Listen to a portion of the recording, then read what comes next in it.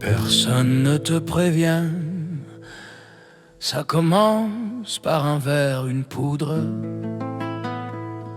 Puis le corps décide à ta place et tu tombes sans savoir comment. Il boit pour oublier, il sniffe pour respirer. La poudre le fait marcher, l'héroïne le fait ramper. Chaque dose prend un bout de lui, chaque nuit efface un peu plus son nom. Le rire devient mécanique, les yeux se vident, le cœur s'emballe. Les amis s'éloignent, personne ne veut voir que le gamin solide est déjà cassé.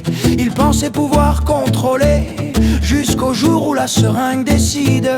Et le corps lâche avant la tête, et le monde continue comme si de rien n'était. La pente invisible, tu tombes sans bruit. Tu crois marcher droit alors que tout s'effrite en toi.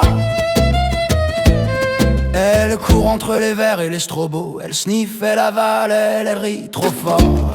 Chaque pilule cache un vide qu'on ne voit pas. Chaque fête noie une fatigue qui hurle. Elle tient, elle sourit, elle danse, mais son corps hurle stop. La cocaïne pousse plus loin, l'ecstasy rend docile et elle se croit invincible.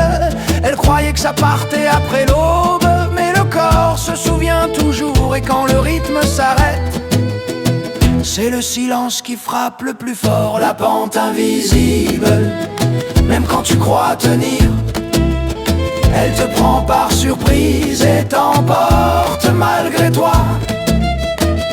De vie, de route, de visage, même chambre, même odeur de poudre, même lumière crue, même silence glacé.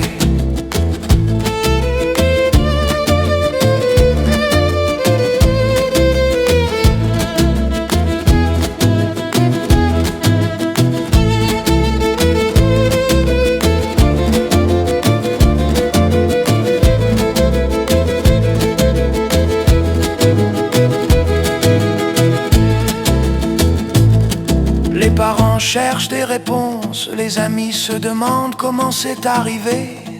Mais le corps a choisi pour eux et il ne revient jamais. Il reste des lettres, des messages, des restes de fêtes, des souvenirs tachés.